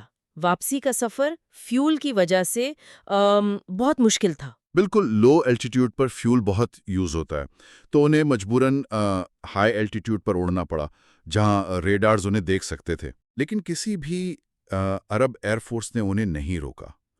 اور شام 18 بجے وہ واپس بیس پر ٹھیک ٹھاک پہنچ گئے. اور اسی وقت پرائم منسٹر بیگن کو میسج ملا کہ مشن از کمپلیٹڈ. اور تل اویو میں عوام کو یہ میسج سونک بومز کے ذریعے دیا گیا جب پائلٹس نے آسمان میں ساؤنڈ بیریئر توڑا. دا جیروسلم اسٹیٹمنٹ. اگلے دن 8 جون کو اسرائیل کو انٹرنیشنلی جسٹیفائی کرنا تھا کہ آخر انہوں نے یہ اٹیک کیا کیوں. ایگزیکٹلی مطلب کسی سوورن ملک کی ہوائی سرحد میں گھس کر تباہی مچانا انٹرنیشنل لا کی خلاف ورزی ہے نا. ہاں، تو انہوں نے اپنے دفاع میں پریمپٹیو اسٹرائک کا آرگیومنٹ پیش کیا. یعنی ان کا کلیم تھا کہ Osirak reactor Hiroshima style atomic bombs بنانے کے لیے تھا اور ان کا ٹارگٹ اسرائیل تھا. بالکل، اور اس میں ٹائمنگ کا اینگل بہت اہم تھا. اسرائیل نے آرگیو کیا کہ جولائی یا سپٹمبر تک ری ایکٹر ہاٹ ہو جاتا. اچھا، ہاٹ ہونے کا مطلب ہے کہ ریڈیو ایکٹیو مٹیریل ایکٹیو ہو جاتا، اور اگر اس وقت حملہ ہوتا تو پورے بغداد پر ریڈیو ایکٹیو کلاؤڈ پھیل جاتا. ہاں، جس سے ہزاروں معصوم لوگ ریڈیشن کا شکار ہو جاتے. اس لیے ان کے پاس صرف یہی ونڈو بچا تھا. اور اس میں یہ ڈیٹیل بھی بہت انٹرسٹنگ ہے کہ انہوں نے اسپیسیفکلی سنڈے کا دن چنا تھا. صحیح، تاکہ وہاں ڈیوٹی پر موجود 100 سے 150 فرینچ اور اٹالین ایکسپرٹس کو نقصان نہ پہنچے، کیونکہ سنڈے ان کا ریسٹ ڈے تھا. دی بغداد اسٹیٹمنٹ. اب نیریٹو کو تھوڑا بغداد کی طرف شفٹ کرتے ہیں. 8 جون کو عراقی ری ایکشن کیا تھا؟ عراق نے اپنی آفیشیل اسٹیٹمنٹ میں اسرائیل کا نام تک نہیں لیا، بلکہ انہیں زائونسٹ اینٹی کہا. اور انہوں نے اس واقعے کو بھی ایران عراق وار کے درمیان فٹ کرنے کی کوشش کی. ہاں، ان کا فوکس اس بات پر تھا کہ جو کام ایران پچھلے 10 مہینے میں نہیں کر سکا وہ اسرائیل ان کے لیے کر رہا ہے. لیکن یہاں ایک بہت بڑی ہسٹوریکل کانٹرڈکشن آتی ہے. عراق نے اپنی اسٹیٹمنٹ میں 27 جولائی 1980 کے ایک حملے کا ذکر کیا اور اسے بھی اسرائیل پر ڈال دیا. حالانکہ ہم جانتے ہیں کہ وہ حملہ اصل میں ایران نے کیا تھا، آپریشن اسکاٹ سورڈ. ایگزیکٹلی مطلب عراق نے اس وقت اپنی کمزوری چھپانے کے لیے ایران کا نام نہیں لیا تھا، اور اب وہ وہی پرانا جھوٹ دوبارہ یوز کر رہے تھے. یہ ڈکٹیٹر سائیکالوجی ہے. عوام کے سامنے آپ ویک نظر نہیں آ سکتے، اس لیے انہوں نے اس ڈیزاسٹر کو اپنے پروپیگنڈے کے طور پر یوز کیا. Dropping bombs and clingers, Israel after the raid. واپس اسرائیل کی انٹرنل پالیٹکس پر آتے ہیں. وہاں شووت کی دوپہر کو اچانک بریکنگ نیوز آتی ہے. لوگ بیچ پر ہیں اور بنا کسی وارننگ کے 3:30 بجے ریڈیو پر اعلان ہوتا ہے کہ ری ایکٹر تباہ کر دیا گیا ہے. اس کے پیچھے بیگن کی گھبراہٹ تھی، کیونکہ وہ چاہتے تھے کہ پہلے کوئی عرب ملک اٹیک اناؤنس کریں. ہاں، لیکن ایک مانیٹرنگ اسٹیشن نے جارڈینین پارلیمنٹ کی براڈ کاسٹ کو آفیشیل اسٹیٹمنٹ سمجھ لیا، جس سے بیگن پینک کر گئے. اور اس جلد بازی میں بیگن نے بہت بڑی غلطیاں کی. یہ بالکل ایسا تھا کہ آپ نے ایک بہترین جمناسٹک فلپ ماری ہو اور لینڈ کرتے ہوئے منہ کے بل گر جائیں. واقعی انہوں نے UN میں صدام حسین کا غلط کوٹ یوز کیا اور یہ تک دعویٰ کر دیا کہ ری ایکٹر کے 40 میٹر نیچے سیکرٹ لیب تھی، جبکہ انویسٹیگیشن پر پتہ چلا کہ وہ لیب صرف 4 میٹر نیچے تھیں. ان غلط بیانیوں پر پائلٹس بہت شدید ناراض تھے، اور ان کی ناراضگی اس بات پر تھی کہ ان کی جان کی بازی کو بیگن اپنے آنے والے الیکشن کیمپین کے لیے یوز کر رہے تھے. بالکل. الیکشنز صرف 3 ہفتے دور تھے، اور جب بیگن پائلٹ سے ملنے گئے تو پائلٹس نے پروٹیسٹ میں اپنی گاڑیوں پر شمون پیرز کے سٹیکرز لگائے ہوئے تھے. انٹرنل حالات اتنے خراب تھے کہ موساد کے چیف یتساک ہوفی نے تنگ آ کر اپنا کور توڑا اور ایک انپریسیڈنٹڈ پبلک انٹرویو دیا تاکہ ان پولیٹیکل لیکس کو کسی طرح روکا جا سکے. دی پروپیگنڈا وار، حسین ہٹس بیکس. اب دوبارہ بغداد کی طرف دیکھیں تو ریڈ کے بعد وہاں کیا ہو رہا تھا؟ وہاں مکمل کیوس تھا. عراقی لیڈرشپ کمپلیٹلی بلائنڈ ہو چکی تھی اور صدام حسین پورے 6 گھنٹے تک غائب تھے. کسی کو نہیں پتا تھا کہ حملہ کس نے کیا. جب اسرائیل نے اناؤنس کیا تب جا کر انہیں حقیقت پتہ چلی. تو اپنا فیس سیو کرنے کے لیے صدام نے پروپیگنڈا کا سہارا لیا. وہ خود 10 دن تک مکمل خاموش رہے. اور میڈیا پر یہ نیریٹو بلڈ کیا کہ اسرائیل اصل میں عراق کی آنے والی ٹیکنالوجیکل پاور سے ڈرتا ہے. A delicate balancing act, the American reaction. اس اٹیک نے امریکہ کو بہت بڑے شوق میں ڈال دیا تھا کیونکہ انہیں اس کی بالکل خبر نہیں تھی. بالکل. اور اس نے secretary of state Alexander Hague کی جو اسٹریٹجک کنسنسس کی پالیسی تھی اسے بالکل تباہ کر دیا. ہاں، وہ اسرائیل اور عربز کو USSR کے خلاف ملانا چاہتے تھے، لیکن اس حملے کے بعد کسی عرب لیڈر کے لیے اسرائیل کے ساتھ کھڑا ہونا امپاسبل تھا. امریکہ کا ریاکشن ایک سپلٹ پرسنالٹی جیسا تھا. پبلکلی وہ اسے ایگریشن کہہ رہے تھے، لیکن پرائیویٹلی پریزیڈنٹ ریگن اسرائیل کو بیک کر رہے تھے. لیکن ایڈمنسٹریشن کے اندر کافی ڈائیورجنس تھی. ڈیفنس سیکرٹری وائنبرگر بہت غصے میں تھے اور انہوں نے 4 F-16 جیٹس کی ڈیلیوری روک دی تھی. کانگریس میں بھی ڈویژن تھی، لیکن آخرکار یو ایس نے ایک بیلنسنگ ایکٹ کیا. جب انور سادات امریکہ آئے تو بیلنس مینٹین کرنے کے لیے اسرائیل سے ایمبارگو ہٹا لیا گیا. اسرائیلز ورڈکٹ کہانی کو اگر اسرائیل کے اندر ہونے والی بحث پر لائیں تو اس حملے نے اسرائیلی سوسائٹی کو مکمل طور پر ڈیوائیڈ کر دیا تھا. ہاں، یہ فرق ہاکس اور ڈوز کا تھا. ہاکس جیسے بیگن کا ماننا تھا کہ عربز irrational ہیں، اس لیے اسرائیل کے پاس ایبسولوٹ نیوکلیئر سپیریورٹی ہونی چاہیے، جبکہ ڈوز جیسے شمون پیرس سوچتے تھے کہ نیوکلیئر اسٹینڈ آف سے ریجن میں سٹیبلٹی آ سکتی ہے. انہوں نے ڈپلومیسی پر زور دیا تھا. اور اس وقت جو الیکشنز ہونے والے تھے وہ ہسٹری میں پہلی بار ایشوز کے بجائے اسٹرکٹلی پرسنالٹیز پر لڑے جا رہے تھے. بیگن ورسز پیرس. اگر ہم پولز کو دیکھیں تو حملے سے پہلے بیگن پولیٹیکل پریشر میں تھے، لیکن اٹیک کے بعد لیکوڈ پارٹی کا گراف اچانک اوپر چلا گیا. ان کا جو ٹف گائے اور ریبل راؤزر کا امیج تھا وہ ان کی پاپولسٹ ووٹر بیس کو بہت پسند آیا. اور انٹیلیجنسیا کی تمام مخالفت کے باوجود اس ایک حملے نے ان کی پبلک پاپولیرٹی کو کمپلیٹلی ریسٹور کر دیا تھا. The French disconnection. یہ حصہ کہانی کے آغاز میں ہی ایک بہت بڑا سوال اٹھاتا ہے. بالکل. اگر ہم اس ملٹری سٹرائک سے پہلے کی بات کریں تو عام طور پر کسی کے بھی ذہن میں یہ سوال آئے گا کہ عراق آخر یہ ڈینجرس نیوکلیئر ریاکٹر بنا کیسے رہا تھا. ہاں، یعنی اس وقت کے عراق کے پاس تو ایسی ایڈوانس سائنس یا ٹیکنالوجی نہیں تھی. صحیح کہا. وہ خود تو ڈیزائن نہیں کر رہے تھے. اس کے پیچھے فرانس کا بہت بڑا ہاتھ تھا، اور فرانس کے اس اکانومی والے مائنڈ سیٹ کو سمجھنا بہت ضروری ہے اس سے پہلے کہ ہم حملے پر بات کریں. ایگزیکٹلی. لوگ اکثر سوچتے ہیں کہ یہاں کسی سائنس کی ترقی کی بات ہو رہی تھی، لیکن حقیقت یہ ہے کہ اس کے پیچھے سیدھا سیدھا پیسے کا کھیل تھا. یعنی صرف فائنینشیل موٹیوز تھے. بالکل. مختلف اندازوں کے مطابق یہ ایک بہت بڑا فائنینشیل پیکج تھا. یہ ڈیل تقریباً 1 بلین سے لے کر $5 بلین کے درمیان تھی. واو، 1981 میں $5 بلین. ہاں، یعنی آج کے دور میں تو یہ اماؤنٹ کئی گنا زیادہ بنے گی. فرانس کی اکانومی کو اس وقت ایسی ہی میسو انویسٹمنٹ کی شدید ضرورت تھی. صحیح. اور صرف ایک سنگل نیوکلیئر ڈیل ہی سب کچھ نہیں تھی، رائٹ؟ نہیں، اس میں ایک اور بڑا فیکٹر تھا. فرانس اپنے ٹوٹل ہتھیاروں یعنی جن کی آرمز کی ایکسپورٹ تھی اس کا 25% حصہ صرف عراق کو بیچ رہا تھا. ایک ملک کی ٹوٹل ملٹری ایکسپورٹ کا 25%؟ یہ تو ایک بہت بڑا نمبر ہے. ایگزیکٹلی. اور اس کے ساتھ ساتھ فرانس کو اپنی انرجی نیڈز کے لیے ایک سٹیبل آئل سپلائی بھی چاہیے تھا. آئل. یعنی مڈل ایسٹ کی پالیٹکس میں آئل نہ آئے ایسا تو ہو ہی نہیں سکتا. صحیح پکڑا آپ نے. عراق اس وقت فرانس کا 2nd لارجسٹ آئل سپلائر تھا. تو بیسکلی ان کی ملٹری انڈسٹری اور انرجی سیکٹر دونوں کا آکسیجن ماسک عراق کے ہاتھ میں تھا. اوکے، لیٹس انپیک دس. یعنی فرانس کو اس بات سے بالکل فرق نہیں پڑ رہا تھا کہ مڈل ایسٹ میں پاور ڈائنامکس کیسے شفٹ ہوں گے. ان کا فوکس صرف ڈیلز پر تھا. بالکل. ان کا پرائمری فوکس صرف اپنے لوکریٹو کانٹریکٹس اور اکانومی کو سیکیور کرنا تھا. لیکن اس بزنس ڈیل میں ایک ٹوسٹ بھی تو آتا ہے نا جب فرانس میں الیکشنز ہوتے ہیں.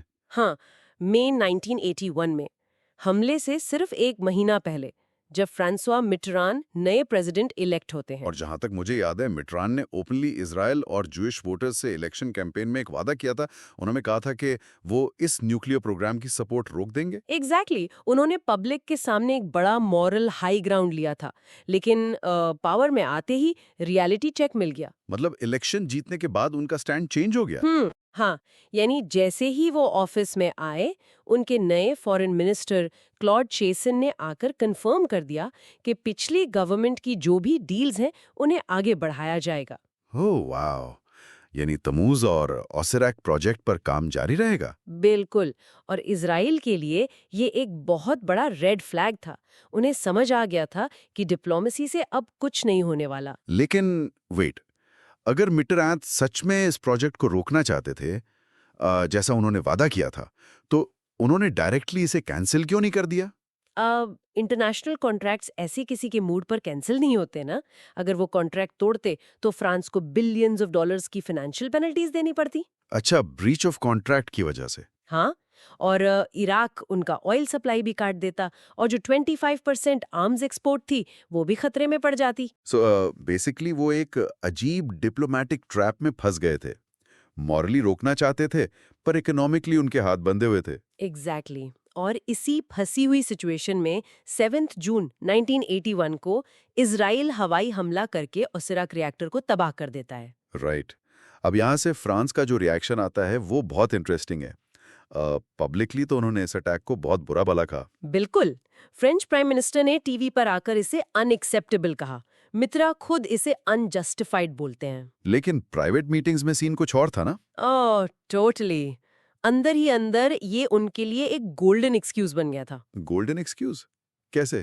دیکھیں، پبلکلی انہوں نے اس لیے غصہ دکھایا تاکہ عراق کے ساتھ ان کے ریلیشنز خراب نہ ہوں، لیکن پرائیویٹلی وہ اس ڈپلومیٹک اور مورل الجھن سے آزاد ہو گئے تھے۔ ہاں، یعنی انہیں خود کانٹریکٹ نہیں توڑنا پڑا۔ بالکل، فورس میجر والی سچویشن بن گئی، پینلٹیز بچ گئیں، اور بعد میں جب عراق نے ویسا نیا ری ایکٹر منگایا تو فرانس نے آرام سے انکار کر دیا۔ یہ تو بالکل ایسے ہے جیسے کوئی کنسٹرکشن کمپنی کسی بلڈنگ میں خطرناک کیمیکل فیکٹری بنانے کا کام کر رہی ہو، پیسے اتنے ہوں کہ چھپ کے بناتے رہیں، ہاں، بالکل صحیح انالوجی ہے۔ اور پھر جب کوئی اور آ کر اس فیکٹری کو تباہ کر دے تو وہ سامنے سے بڑا شور مچائیں کہ ہمارا نقصان کر دیا، لیکن پرائیویٹلی خوش ہوں کہ اب انہیں یہ الیگل کام نہیں کرنا پڑے گا۔ صحیح کہا۔ واٹس فیسنیٹنگ ہیئر اس کے متران کا پبلک کنڈمنیشن دراصل ایک پولیٹیکل مینیور تھا، ایک پولیٹیکل گیم۔ پولیٹیکل گیم کس کے خلاف؟ میناخیم بیگن کے خلاف، جو اس وقت اسرائیلی پرائم منسٹر تھے۔ متراند ان پر اس لیے برس رہے تھے تاکہ وہ اپنے دوست شمن پیریس کی الیکشن کیمپین کو فائدہ پہنچا سکیں۔ انبلیویبل، یعنی ایک ملک کا سیکیورٹی کرائسس دوسرے ملک کی الیکشن کیمپین کا حصہ بن رہا تھا۔ ایگزیکٹلی، انٹرنیشنل پالیٹکس اسی طرح کام کرتی ہیں۔ دی عرب ورلڈ۔ اب دیکھیں، اگر فرانس کا مائنڈ سیٹ صرف پیسے اور پالیٹکس کا تھا تو عرب دنیا کا ری ایکشن اس سے بھی کئی گنا زیادہ کمپلیکس تھا۔ بالکل، عام طور پر پبلک پالیسی اور پرائیویٹ فیلنگز میں تھوڑا بہت فرق ہوتا ہے، لیکن یہاں تو فرق اتنا بڑا تھا جو سن کر عجیب لگتا ہے۔ ہاں، یعنی دو ایکسٹریمز تھے۔ کھلے عام تو پوری عرب دنیا، موروکو سے لے کر کویت تک، بالکل یونائٹڈ نظر آئی۔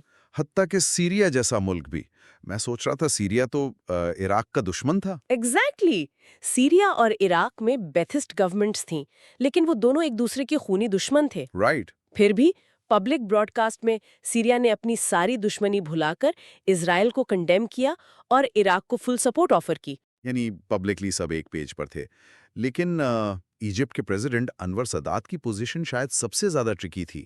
انہیں تو یہ اٹیک پرسنل انسلٹ لگا تھا۔ اس کی ایک ٹھوس وجہ تھی۔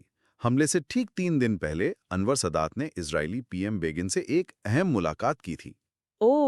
یعنی حملہ ہونے سے صرف 72 آورز پہلے۔ ہاں، اور یاد رہے کہ ایجپٹ نے کیمپ ڈیوڈ اکورڈز کے ذریعے اسرائیل سے پیس ٹریٹی سائن کی تھی، جس کی وجہ سے باقی عرب دنیا نے ان کا بائیکاٹ کر دیا تھا۔ اچھا، تو سادات کو لگا ہوگا کہ بیگن نے 3 دن پہلے ان سے ملاقات کر کے اور پھر اٹیک کر کے انہیں پوری دنیا کے سامنے دھوکے باز بنا دیا ہے۔ بالکل، انہیں لگا کہ جیسے وہ اس حملے میں شامل نظر آئیں گے، ان کی ساری ڈپلومیٹک محنت پر پانی پھر گیا تھا۔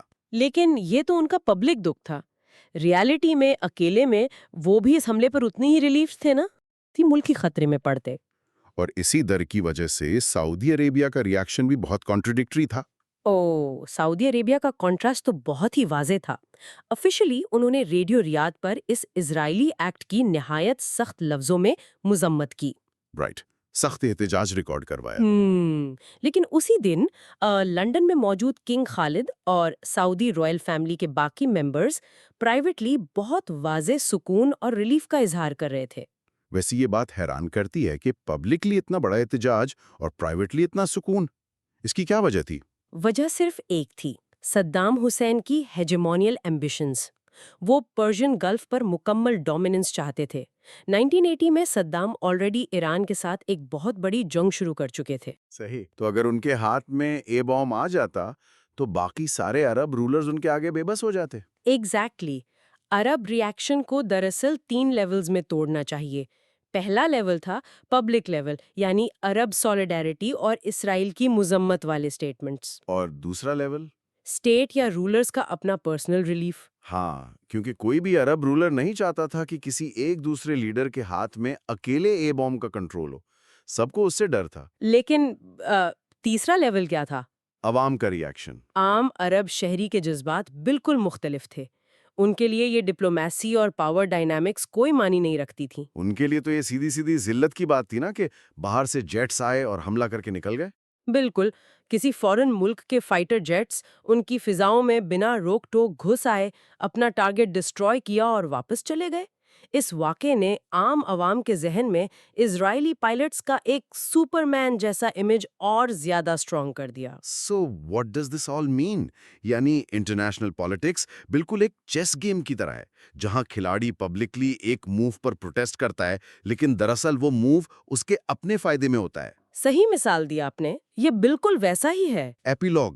اب تک ہم صرف باہر کا ہپوکریٹیکل گیم دیکھ رہے تھے، لیکن اس حملے سے پہلے اسرائیل کے اپنے اندر کی انٹرنل ڈیبیٹ دیکھنا بہت ضروری ہے۔ ہاں، عام طور پہ لوگوں کو لگتا ہے کہ ایسی ملٹری سٹرائکس کا ڈیسیژن شاید بہت سموتھلی اور یونانیمسلی لیا جاتا ہوگا، سب اگری کرتے ہوں گے۔ لیکن کلوزڈ ڈورز کے پیچھے وہاں بھی شدید اختلاف تھا۔ ٹاپ انٹیلیجنس اور پولیٹیکل فگرز اس حملے کے سخت خلاف تھے۔ ویٹ، اسرائیل کے اندر ہی لوگ خلاف تھے؟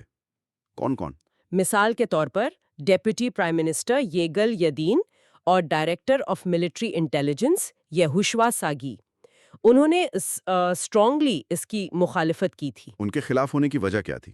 انہیں ڈر تھا کہ یہ اسٹرائک بیک فائر کرے گی۔ بالکل، انہیں لگتا تھا کہ پیس پروسیس پریکٹیکلی رک جائے گا، سوویت یونین اور عرب دنیا کا غصہ بھڑکے گا، اور سب سے بڑی بات، انہیں ڈر تھا کہ ریگن ایڈمنسٹریشن ناراض ہو جائے گی۔ امریکہ کا ڈر تو آبویسلی سب سے بڑا ڈر ہوگا ان کے لیے۔ ہاں، رونلڈ ریگن WMDs پر سخت تو تھے، لیکن وہ یونیلیٹرل سٹرائکس کو انڈورس نہیں کرتے تھے، اور انٹیلیجنس کا یہ بھی اندازہ تھا کہ اس حملے سے صرف 3 سے 5 سال کا وقت ملے گا۔ یعنی عراق 5 سال بعد پھر سے ری ایکٹر بنا لے گا۔ ایگزیکٹلی، ان کا خیال تھا کہ اتنے بڑے رسک کے بدلے میں صرف چند سال کا وقت بائی کرنا بے وقوفی ہے۔ لیکن اس وقت کے پرائم منسٹر میناخم بیگن، ان کا تو انالیسس بالکل الگ تھا۔